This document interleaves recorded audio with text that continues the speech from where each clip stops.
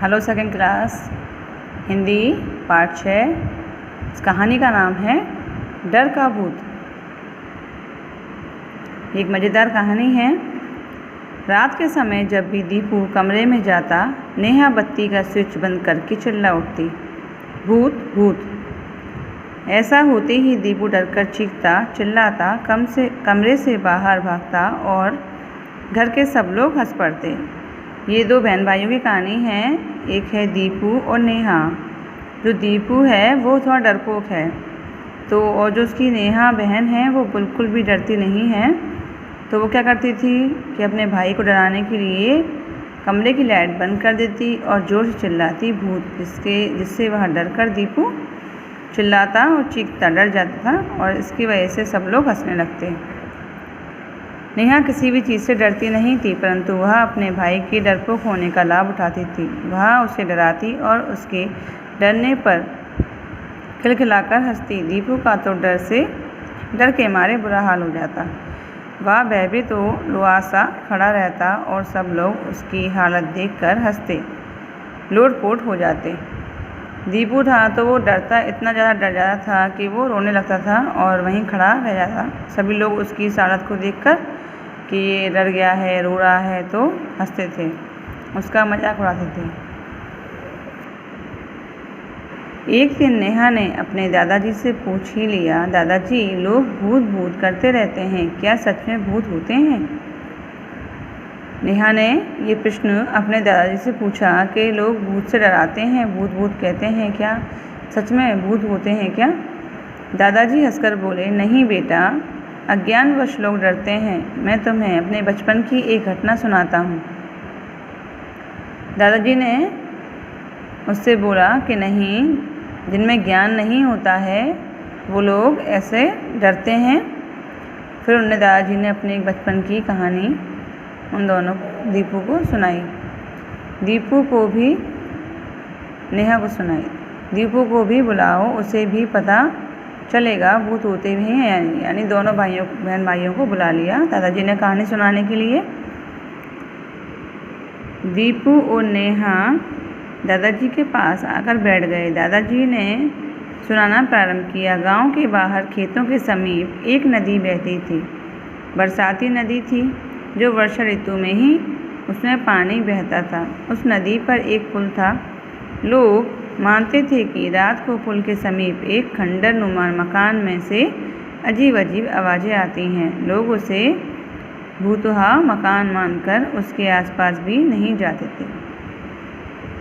वो बताते हैं अपने बचपन की कहानी। का गांव था, वहाँ खेतों के पास में एक नदी बहती थी। तो जो बरसात होती थी, पानी बरसता था, उस समय उस नदी में पानी बहता था और वैसे इसमें पानी कम होता होगा। तो उसके पास एक खंडरनुमा मकान था जिसमें से लोग बोलते हैं इसके अंदर भूत रहता है, उसमें अजीब अजीब आवाज़ें आती हैं।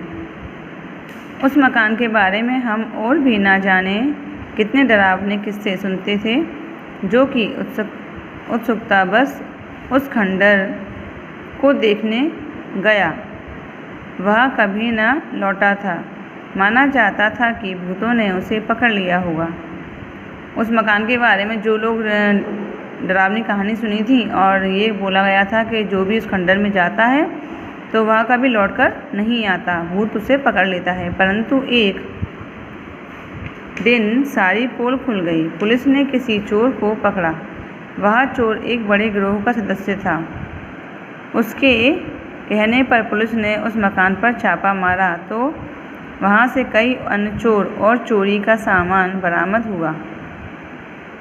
वास्तव में उन चोरों ने ही उसके विषय में अफवाहें फैला रखी थीं कि वहाँ भूत बसते हैं। एक दिन क्या हुआ, पुलिस एक चोर को पकड़ रही थी। उनको पता पड़ा कि यहाँ कोई चोर है, तो उनको जब जानकारी मिली कि चोर छुपे हुए हैं तो वह उस खंडर में चले गए उस चोर को पकड़ने।